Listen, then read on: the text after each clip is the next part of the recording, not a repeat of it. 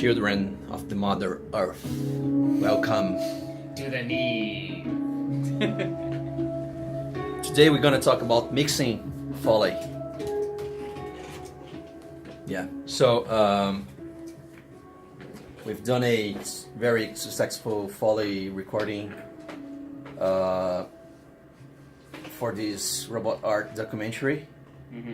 And now we had to mix it, so there are a few nuances that we've noticed because the whole concept is to make it very in your face without any dialogue or audio or music on top of it, so everything's in the scene basically sound wise comes from the Foley.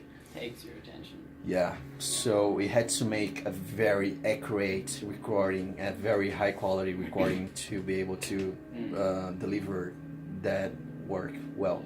But that comes with picking up all of the intricate lows and highs on every sound, which is really helpful, but also sometimes you don't want one or both of those things to help something sound real. Yeah. So we did use a lot of high and low pass filters, a lot of harsh ones at 24 dB per octave, some short, less harsh ones, 60 dB per octave, and these things just help to make them sound way more real, basically. And unlike so that's mixing, where we started. Yeah, and unlike mixing music, it was more about being more precise and getting it to sound like as accurate as possible. So we did a lot of cleanup, removing the lows, as Andy said, and some high pass. Yeah.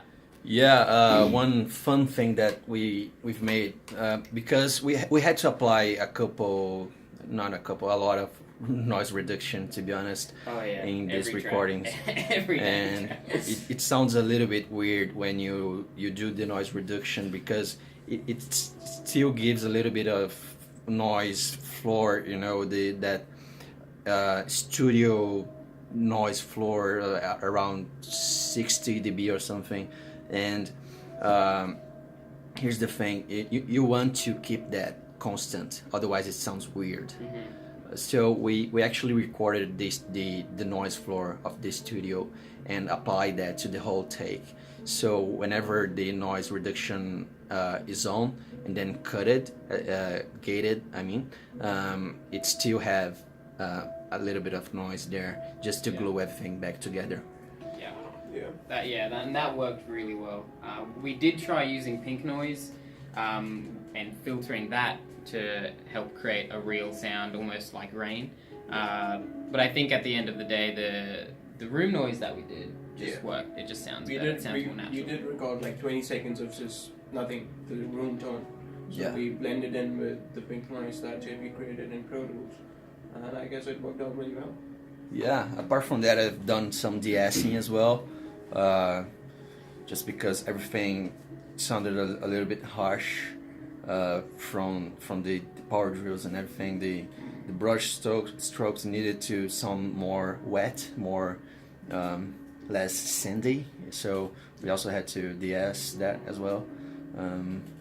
I just love de-esser as it is. It's basically a multi-band compression tailored for top-end stuff. So that's really good, not only for de-essing S's, but for drums and cymbals and even acoustic guitars. Sometimes even on the master bus, when mastering, you can use de-esser, depending on how good your de-esser is. So you should give it a try.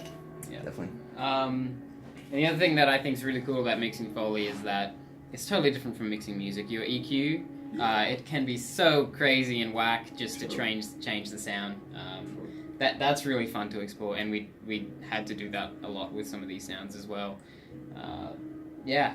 Just enjoyed screwing around with that. We try to extract as much character and color in this mix as possible, because, as I say, this is what's telling the story behind what you're seeing in the frame, in the screen, right? So yeah, it's all about coloring stuff as the robot is coloring the canvas. You know, you're coloring the mix to make it sound pleasant and calm as the footage itself is. You know? So it all comes to storytelling. Mixing also enables you to tell a story, you know.